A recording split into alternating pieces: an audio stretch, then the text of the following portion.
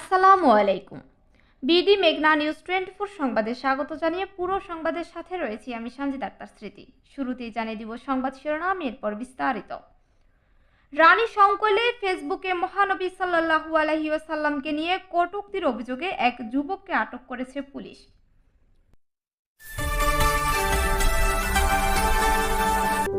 BD মেঘনা news 24। শুনছিলেন সংবাদ শিরোনাম। ঠাকুরগাঁয়ের রানীর সংকল থেকে হাসিনুজ্জামান মিন্টুর পাঠানো তথ্য ও ভিডিওচিত্রে থাকছে বিস্তারিত।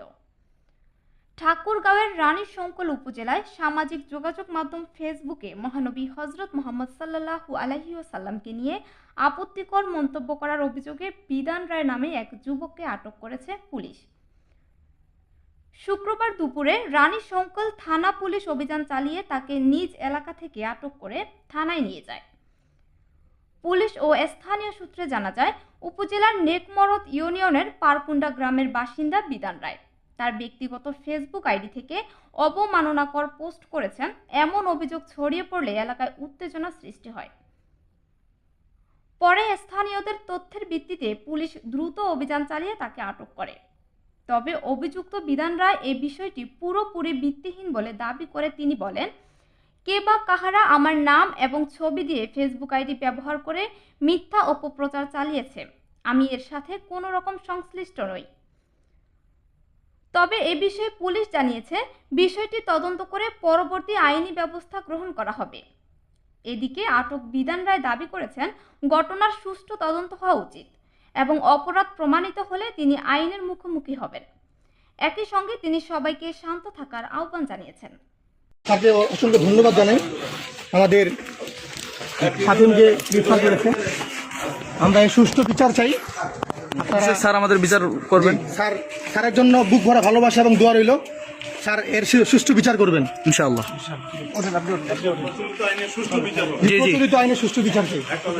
স্যার এক মিনিট সাক্ষাৎকার যদি দিতেন। ভাই এখন সাক্ষাৎকার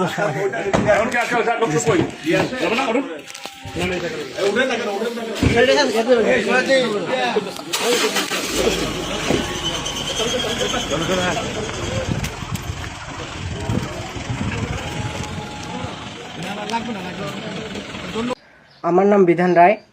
আমার ছবি এবং আমার নাম ব্যবহার করে কে বা কাহারা মহানবী সম্পর্কে খারাপ কিছু কথা বলেছে, কিন্তু এ সম্পর্কে আমি কোনো কিছু জানি না।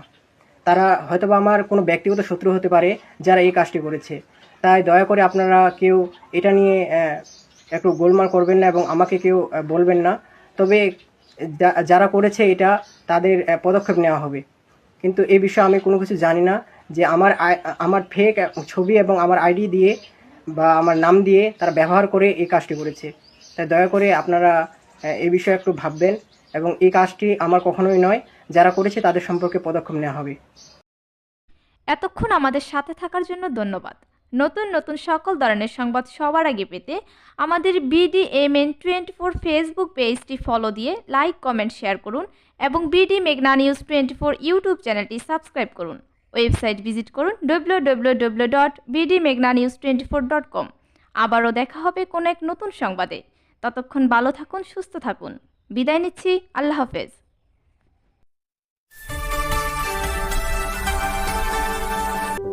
বিডি মেঘনা নিউজ 24।